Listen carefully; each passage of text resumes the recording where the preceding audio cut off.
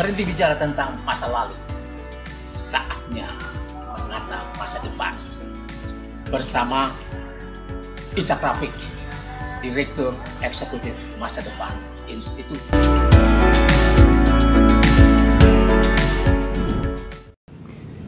Assalamualaikum warahmatullahi wabarakatuh. Saudara-saudara sekalian, kita jumpa lagi. Anda bersama Ishak Rafiq, Direktur Eksekutif Masa Depan Institut. Panjangnya Institut Masa Depan Indonesia.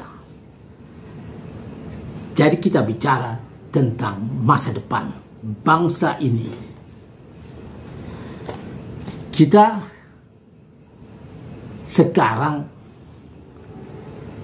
tiba-tiba saja seperti diteror oleh peristiwa Rempang, di mana saudara-saudara kita di pulau itu tiba-tiba kena musibah karena pulau itu mendapat investasi yang besar untuk membangun sebuah mega proyek, katanya pabrik kaca terbesar nomor 2 di dunia, yang datang dari negeri tirai bambu, dari Republik Rakyat Cina.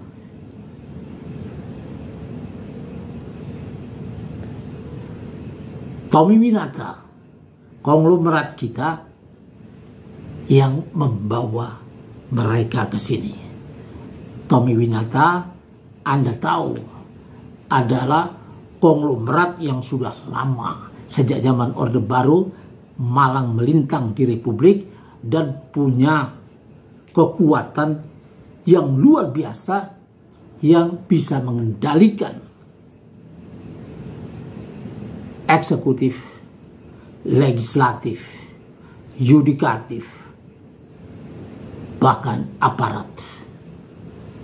Dia dianggap bagian dari 9 naga, 9 konglomerat terbesar di Republik yang amat berkuasa, telah berkembang menjadi oligarki. Mestinya kita bergembira karena adanya investasi ini. Ya, ini telah dijadikan oleh pemerintah Joko Widodo sebagai proyek strategis nasional. Ya. Dan pada tanggal 12 April 2023 ini sudah direncanakan sebuah Rempang Eco City. Jadi sebuah kota wisata dengan segala fasilitasnya akan dibangun di sini. Untuk pabrik kaca itu 11 triliun investasi seperti yang diungkap oleh Presiden Joko Widodo yang akan masuk di situ.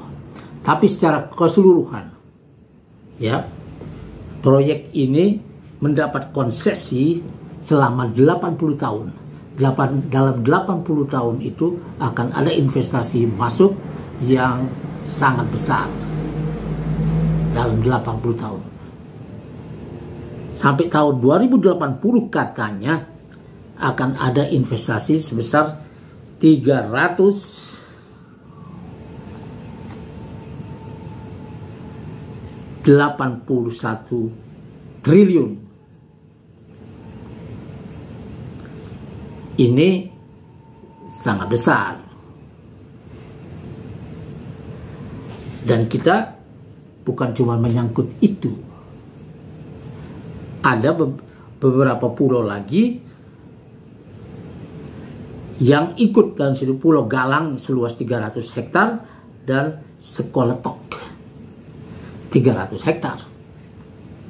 Sedangkan yang ini yang menyangkut Pulau Rempang itu luasnya 16.000 hektar katanya. Yang akan masuk dalam proyek ini 7.572 hektar. Kalau melihat ini, ya, mestinya tidak ada penggusuran di situ, tidak ada relokasi penduduk sana, karena masih ada ruang yang cukup untuk membangun ini. Tapi entah apa yang terjadi dan bagaimana pemerintah mengatur ini sehingga wilayah hunian penduduk juga dimasukkan ke dalam situ, dijadikan konsesi untuk investasi. Disinilah kita harus hati-hati, karena pada dasarnya ini di sini ada Undang-Undang Dasar 1945, ada aturan, ada tujuan negara yang mesti diperhatikan, karena kita tahu bahwa negara ini bukanlah institusi main-main. Ada tujuan didirikan negara ini, ada tujuan ketika para pendiri republik mengusir penjajahnya,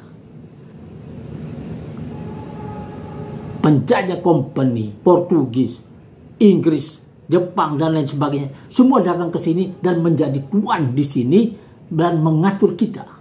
Kemudian mengambil tanah-tanah kita sebagai konsesi bisnis. Itu mereka diusir dari negeri ini karena kita menolak diperbudak seperti itu. Maka dalam Undang-Undang Dasar 45 kita lihat ada tujuan negara yang harus dipenuhi. Saya bacakan alinea keempat dari pembukaan Undang-Undang Dasar 45. Kemudian daripada itu, untuk membentuk suatu pemerintah negara Indonesia yang melindungi segenap bangsa Indonesia dan seluruh tumpah darah Indonesia, dan untuk memajukan kesejahteraan umum, mencerdaskan kehidupan bangsa, dan ikut melaksanakan ketertiban dunia yang berdasarkan kemerdekaan, perdamaian abadi, dan keadilan sosial. Ini tujuan negara itu. Negara Republik Indonesia melindungi segenap bangsa Indonesia dan seluruh tumpah darah. Tumpah darah Indonesia itu adalah tanah air. Bangsa itu adalah rakyat yang hidup di sini. Melindungi itu.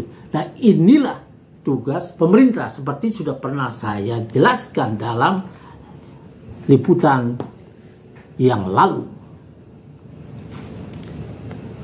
Karena itu pemerintah dalam melaksanakan tugasnya ini melindungi tumpah darah, melindungi bangsa, itu dilengkapi dengan tentara, polisi, anggaran belanja negara, berbagai fasilitas dan lain sebagainya, dan gaji yang besar untuk mengurus rakyat. Dalam pekerjaannya itu pemerintah diawasi oleh wakil rakyat DPR, yang di daerah namanya DPRD dan DPD. Kemudian bersama-sama mereka menjadi majelis permusyawaratan rakyat yang sebetulnya memegang kekuasaan tertinggi yang bisa memanggil presiden, mengadili, mengimpeach presiden. Tapi MPR ini sudah kehilangan kekuasaannya. Yang ada sekarang DPR dan DPD dengan segala keterbatasannya. Tapi tugas yang mengawasi ini, mengontrol pemerintah ini harus dilakukan. Kalau mereka menolak melakukannya atau bekerja sama dengan pemerintah, dengan eksekutif yang dikendalikan oleh keinginan adanya investasi yang besar, bisa disetir oleh pemilik modal. Inilah yang tidak boleh terjadi. Tugas pemerintah melindungi rakyatnya dari ancaman dari luar, baik militer maupun bukan, maupun dari investor, dari pebisnis besar multinasional yang menginginkan daerah-daerah strategis di Republik ini dan mengusir penduduknya. Inilah yang terjadi di Rempang. Maka penduduk sana menolak. Saya sudah menulis roadmap masa depan Indonesia, jalan pintas mencegah revolusi sosial. Berapa kali sudah kita bahas di sini. Buku ini memang ditujukan kepada pemerintah. Sebab kalau pemerintah ini menjadi baik, sadar akan tugas-tugasnya, melindungi rakyat, mensejahterakan rakyat, mencerdaskan rakyat, maka tugas kita menjadi ringan. Sebab pemerintah inilah yang digaji, yang diberi anggaran, diberi fasilitas, semuanya untuk mewujudkan cita-cita didirikannya negara Republik Indonesia. Sudah dilengkapi semuanya. Nah, kalau orang-orang ini, sekelompok orang-orang penting ini tidak peduli pada nasib rakyatnya, tapi cuma peduli pada lobby-lobby dari investor-investor besar, para neokolonialis, kata orang sekarang, maka ini sangat berbahaya buat Republik.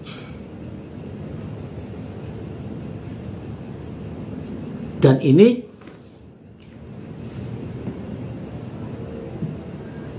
akan menjadi ikon perlawanan kalau salah menanganinya.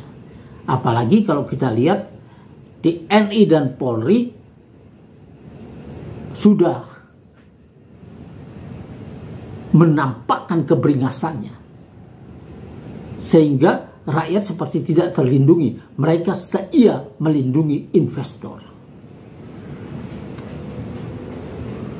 Apalagi Menko Maritim dan Investasi Luhut Binsar Panjaitan sudah demikian beringasnya mengatakan akan membulldozer siapapun yang menolak investasi. Ini menyakiti hati rakyat yang seharusnya dilindungi. Yang seharusnya kalau ada investasi, mereka menjadi sejahtera, bukan kehilangan rumah. Kalau ada tambang di satu daerah, maka penduduknya harus menjadi sejahtera karena berkah dari tambang itu. Tapi yang terjadi sering malah mereka kehilangan rumah, kehilangan kampung halaman, termasuk nilai ekonomi dari kampung halamannya itu, sekolah dan lain sebagainya. Ini terjadi. Kalau dibiarkan, maka seluruh suku di Indonesia ini akan berada di belakang Rempang, Buak Melayu, suku Melayu yang menjadi korban saat ini. Sebagai kelanjutan dari korban yang sudah terjadi di desa Wadas juga menimpa petani. Petani Kendeng berhadapan dengan pabrik semen, dan Kalimantan dan Papua. Semuanya berhadapan dengan para investor, para kapitalis yang menginginkan daerah-daerah strategis di berbagai tempat di tanah air. Di sini tugas pemerintah harus melindungi itu. Mestinya jangan kasih daerah pemukiman sebagai konsesi. Bisa dicari tempat lain yang masih kosong. Itu pun harus ada aturannya. Jangan sampai nanti daerah itu menjadi negara di dalam negara. Karena pemerintah sendiri tak bisa atur di situ. tak bisa ikut campur di situ. Ini yang mengerikan dari apa yang terjadi di Rempang. Sebab Rempang berhubungan dengan Selat Malaka, di mana terjadi transaksi bisnis melampaui 10.000 triliun US dollar mungkin. Nah, kalau kita tidak mengatur itu dan kita berikan kepada swasta, maka Indonesia kehilangan peluang itu untuk ikut mengatur Selat Malaka, untuk ikut mendapatkan keuntungan dari sana. Dan penduduk yang harus dilindungi ini ya akan memicu suku-suku lain. Sekarang Muhammadiyah sudah minta agar mega proyek Eco City dan pabrik kaca dari Tommy Winata ini dihentikan.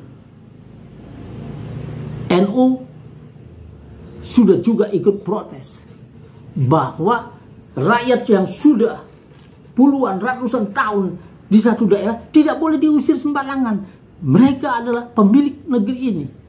Dan kalau mereka tidak punya sertifikat di seluruh Indonesia, tanah-tanah ulayat dan lain-lain tanah-tanah rakyat itu tidak punya sertifikat. Tugas pemerintah di dalam negara merdeka ini memberi sertifikat kepada mereka. Di awal-awal Presiden Jokowi sudah pernah melansir ini, akan memberikan sertifikat kepada tanah-tanah rakyat yang belum bersertifikat. Tapi ini tidak jalan lagi dan Rempang menghadapi problem seperti itu. Nantinya kalau ini dibiarkan begitu saja, maka seluruh rakyat Indonesia akan merasa terancam. Suku-suku di seluruh Indonesia akan merasa terancam. Karena kalau Rempang ini berhasil diusir penduduknya, pemilik negeri ini, maka bukan tidak mungkin akan terjadi juga di Bali dengan cara yang sama. Terjadi juga di NTT, Papua, Kalimantan, Sulawesi, dan lain sebagainya. Demi investor, demi investasi. Dan negara ini cuman memproduksi tenaga-tenaga murah, bahkan yang tidak dipakai. Karena investasi bisa saja di-back dengan tenaga kerja. Kemudian tenaga kerja itu didatangkan. Seperti yang terjadi di Morowali dan lain sebagainya. Sehingga kita tidak mendapatkan apa-apa dari proyek-proyek besar yang dibangun di sini. Saudara-saudara sekalian, nanti kita lanjutkan lagi. Wassalamualaikum warahmatullahi wabarakatuh.